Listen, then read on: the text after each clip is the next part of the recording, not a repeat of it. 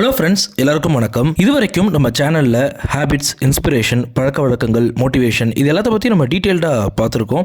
இனிமேல் இன்வெஸ்ட்மெண்ட்ஸ், முதலீடுகளை பற்றி நம்ம அப்பப்போ பார்க்க போகிறோம். முதலீடுகள் ஏன் பண்ணணும், எதுக்காக பண்ணணும், என்னென்ன வகையான முதலீடுகள் இருக்குது அப்படிங்கிறத பற்றி ஓரளவுக்கு உங்களுக்கு தெரிஞ்சிருக்கும்னு நான் நம்புகிறேன்.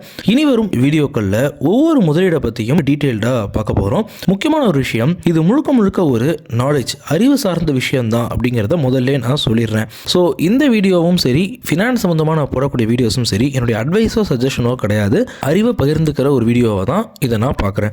வாங்க ஃப்ரெண்ட்ஸ், வீடியோக்குள்ளே போவோம். எஃப்டி அப்படிங்கிறத ஃபிக்ஸட் டெபாசிட் அப்படின்னு சொல்லுவாங்க. ஃபர்ஸ்ட் இதை யார் போடுவாங்க அப்படின்னு கேட்டோம் அப்படின்னா, முதல்ல இப்போ தான் நான் இன்வெஸ்ட் பண்ண வரேன் அப்படின்னா இந்த எஃப்டி அப்படிங்கிறது உங்களுக்கு ஒரு ரைட்டான ஒரு வேயாக இருக்கும். ஏன் அப்படிங்கிறது போக உங்களுக்கே புரியும். ஸோ எஃப்டியோட ப்ளஸ் என்ன அப்படிங்கிறத ஃபர்ஸ்ட் நம்ம பார்த்துருவோம். முதல்ல சேவிங்ஸ் பேங்க் அக்கௌண்ட் அப்படின்னு ஒவ்வொரு வங்கியிலையும் நீங்கள் கண்டிப்பாக வச்சுருந்துருப்பீங்க. சேமிப்பு கணக்கு அப்படின்னு சொல்லி பேரு. இந்த எஸ்பி அக்கௌண்ட்ல நீங்க ஒரு 1000 ரூபாய் வச்சிருக்கீங்க அப்படின்னா கூட அந்த 1000 ரூபாய்க்கும் பேங்க் அப்படிங்கிறது உங்களுக்கு வட்டி, இன்ட்ரெஸ்ட் அப்படிங்கிறத தரும். இது உங்கள எத்தனை பேருக்கு தெரியும்னு தெரியல. என்கிட்ட ஒரு 1 லட்சம் ரூபாய் இருக்குன்னு வச்சுக்கோங்க. அந்த 1 லட்சம் ரூபாயை சிறுக சேமிச்சு 1 லட்சம் ரூபாய் அக்கௌண்ட்டுக்கு வந்திருக்கு அப்படின்னா இந்த 1 லட்சம் ரூபாயை என் சேமிப்பு கணக்கு எஸ்பிலே வச்சிருந்தா எனக்கு வட்டி, இன்ட்ரெஸ்ட் அப்படிங்கிறது கம்மியாக தான் இருக்கும். ஸோ அதை எடுத்து நான் கொண்டு போய் ஃபிக்ஸட் டெபாசிட் எஃப்டி அப்படின்னு நான் பேங்க்ல போடுறேன் அப்படின்னா அங்க எனக்கு வட்டி அப்படிங்கிறது அதிகமாக இருக்கும். ஸோ இதை முதல்ல நம்ம புரிஞ்சுக்கணும். ஏன் நம்ம எஸ்பியில் வச்சுக்க கூடாது, சேமிப்பு கணக்கில் வச்சுக்க கூடாது, ஏன் நான் தனியாக அதை எஃப்டிக்கு போடணும் அப்படின்னா இதுதான் காரணம். சரி, இந்த ஃபிக்ஸட் டெபாசிட் அப்படின்னா என்ன அப்படின்னா ஒன்றும் கிடையாது. இப்போ உங்கள்கிட்ட ஒரு 1 லட்சம் ரூபாய் இருக்கு அப்படின்னு வச்சுக்கோங்க. நீங்கள் ஒரு 5 வருஷம் கஷ்டப்பட்டு சம்பாரிச்சு சேர்த்து வச்சிருக்கீங்க 1 லட்சம் ரூபாய். இந்த 1 லட்சம் ரூபாய் எடுத்துட்டு கொண்டு போயிட்டு பேங்க்ல எனக்கு எஃப்டி ஃபிக்ஸட் டெபாசிட்டா போட்டு கொடுங்க அப்படின்னா அதுக்கு ஒரு ஃபார்ம் தருவாங்க. அதை நீங்க ஃபில் பண்ணி கொடுப்பீங்க. அதில் உங்களுக்கு இன்ட்ரெஸ்ட்டுக்கு நிறைய ஆப்ஷன் இருக்கும். குவார்டர்லியா வேணுமா அப்படிங்கிற மாதிரி நிறைய ஆப்ஷன் இருக்கும். அதெல்லாம் ஃபில் பண்ணி அவங்கள்ட்ட கொடுத்துட்றீங்க.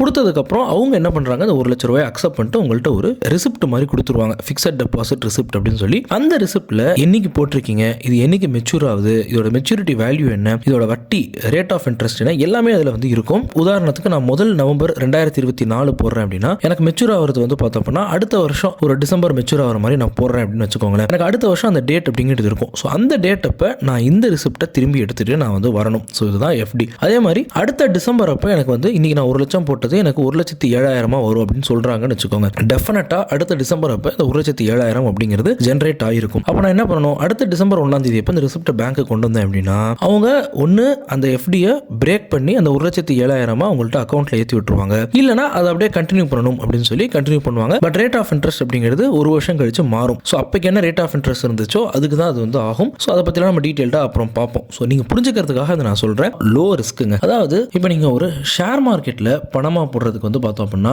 நீங்க நல்லா கவனிச்சிருப்பீங்க, நம்ம ஃபேமிலியில் இருக்கக்கூடிய பேரண்ட்ஸாக இருக்கட்டும், ரிலேட்டிவ்ஸாக இருக்கட்டும் ரொம்ப பயப்படுவாங்க. ஷேர் மார்க்கெட்ல எல்லாம் போடக்கூடாது, இன்வெஸ்ட் பண்ணக்கூடாது அப்படின்னு சொல்லுவாங்க. ஏன் அப்படின்னா மார்க்கெட்டோட ரிஸ்க் அப்படின்னு ஒன்று இருக்கு. ஓகேவா? ஸோ இன்னைக்கு நான் 1 லட்சம் ரூபா ஷேர் மார்க்கெட்ல போடுறேன்னா வருஷம் முடியும் போது எனக்கு 1 லட்சம் அதிகமாகவும் கிடைக்கலாம், கம்மியாகவும் கிடைக்கலாம், ரொம்ப அதிகமாகவும் கிடைக்கலாம், ரொம்ப கம்மியாகவும் கிடைக்கலாம். இது எல்லாமே மார்க்கெட் ரிஸ்க். இந்த மாதிரியான மார்க்கெட் ரிஸ்க் எஃப்டிக்கு இருக்கா அப்படின்னா லோ ரிஸ்க். ஸோ நீங்க எஃப்டியை பார்த்தோம் அப்படின்னா உங்களுக்கு ஏற்ற மாதிரி நீங்க போடலாம். 1 வருஷம் போடணுங்கிற அவசியம் கிடையாது. 6 மாசத்துக்கும் போடலாம். 1 வருஷம் நீங்க போடக்கூடிய எஃப்டியை 6 மாசத்துல பிரேக் பண்ணிக்கலாமா அப்படின்னா கண்டிப்பா பண்ணிக்கலாம். உங்களுக்கு பிரின்சிபல், நீங்க இப்போ 1 லட்சம் போடுறீங்க அப்படின்னா 1 லட்சத்துல உங்களுக்கு கை வைக்க மாட்டாங்க. 1 லட்சம் உங்களுக்கு வந்துடும். பட் அந்த இன்ட்ரெஸ்ட் அப்படிங்கிறது டெஃபினட்டா கம்மியாகும். லோன் ஃபெசிலிட்டி இது நிறைய பேருக்கு தெரிஞ்சிருக்கும்னு எனக்கு தெரியல. நீங்க எஃப்டி போடுறீங்க, உங்களுக்கு ஏதோ ஒரு தேவை ஏற்பட்டுருது. ஓகேவா? ஒரு 6 மாசத்துல உங்களுக்கு ஒரு தேவை ஏற்பட்டுருது. 1 லட்சம் 1 வருஷம் போடணும்னு பிளான் பண்றீங்க. பட் 6 மாசத்துல உங்களுக்கு ஒரு தேவை ஏற்பட்டுருது அப்படின்னா லோனாகவும் கொடுப்பாங்க.